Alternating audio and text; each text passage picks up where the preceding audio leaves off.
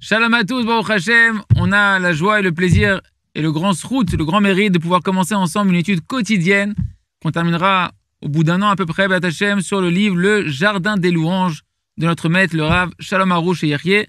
Donc on commence le premier chapitre, le chemin vers la délivrance, vers la Géoula. Les amis, on sait tous que la délivrance, chacun espère dans la délivrance. Tout le monde attend la délivrance. Et chacun veut savoir qu'est-ce que je peux faire, moi, personnellement, pour hâter la Géoula, pour hâter la délivrance qui tarde tellement à venir. Ça fait tellement longtemps qu'on veut avoir la délivrance. Et c'est sûr que beaucoup de choses ont été dites à ce sujet-là.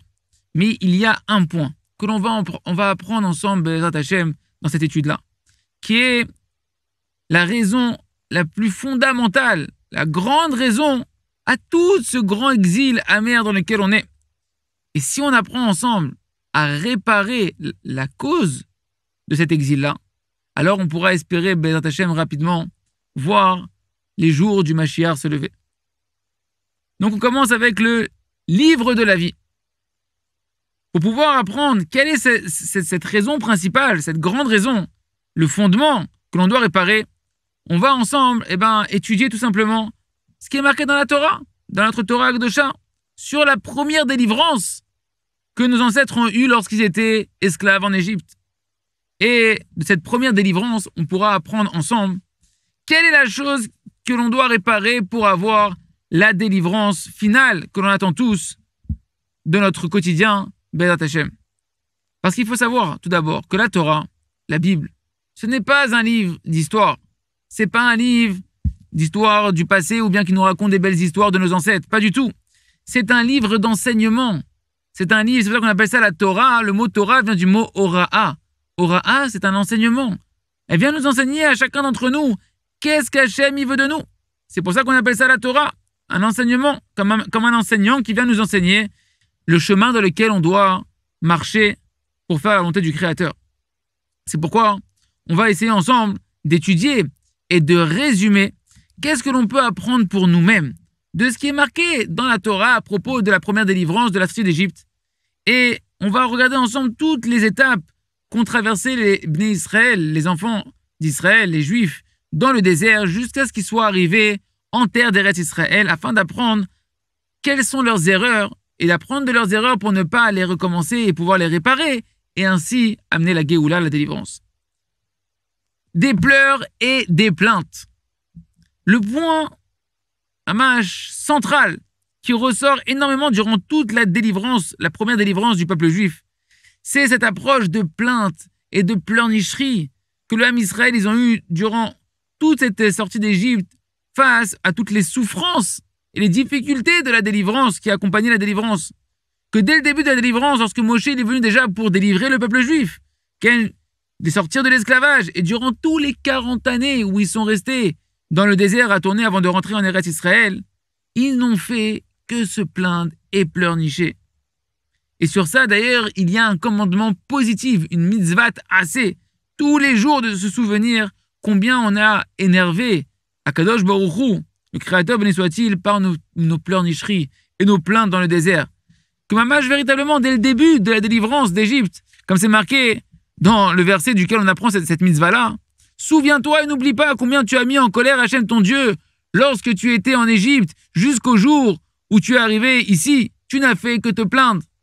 C'est le verset qui est marqué dans Devarim, dans le chapitre 9, qu'on doit se rappeler tous les jours afin de réparer justement cette erreur-là.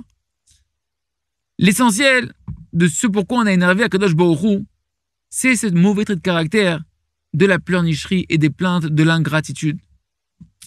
Tout celui qui réfléchit un petit peu bien sur les parachiotes qui traitent de toute la sortie d'Égypte, alors il voit que la Torah, on dirait qu'elle se répète et qu'elle décrit encore et encore combien le peuple juif il fait que se plaindre dans toutes sortes de situations, dans toutes sortes d'épreuves, etc. qu'ils ont dû traverser. Et on va voir ensemble quelques exemples, Bezrat Hashem. Le premier exemple, véritablement au tout début de la délivrance, lorsque Moshe a demandé au début à Pharaon de libérer le peuple juif, et que Pharaon, au lieu de les sortir, il a alourdi sur eux l'esclavage, ses décrets. Qu'est-ce qu'ils ont fait immédiatement? Ils se sont mis à se rebeller contre Moshe et Aaron. Ils ont accusé Moshe et Aaron Pourquoi vous nous faites des tsarot, vous nous faites des problèmes au peuple juif? On était bien, comme c'est marqué là-bas, dans la paracha, justement dans Sefer Shemot, chapitre 5. Hachem, il va vous juger que vous nous avez rendu nauséabonds, vous avez rendu notre odeur désagréable devant Pharaon et devant ses serviteurs. Vous lui avez donné une épée dans la main pour nous tuer. Comme ça, les hommes Israël, ils ont parlé à Moshe et Aaron alors qu'ils viennent pour les délivrer. Non seulement qu'ils n'ont pas fait un effort de pouvoir être reconnaissants, ils n'ont pas remercié ni Moshe ni Aaron pour des efforts qu'ils ont fait, de s'être mis en danger, d'aller devant Pharaon et de demander de les libérer.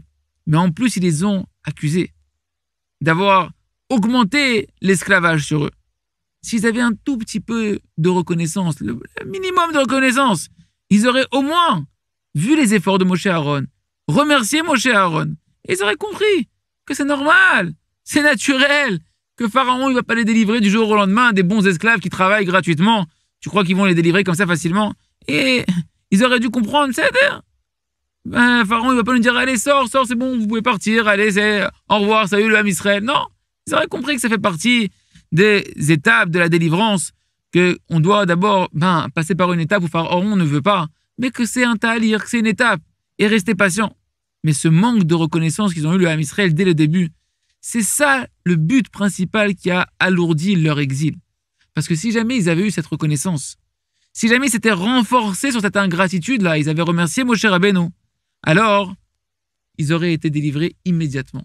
Et donc on commence à voir, les amis, la racine de tout cet exil-là, c'est l'ingratitude, les pleurnicheries et les plaintes. Et lorsqu'on apprendra dans notre vie à travailler la reconnaissance, les remerciements et les louanges auprès du Créateur, alors on commencera à entrouvrir la porte de la délivrance. Chazak, Benit Razek.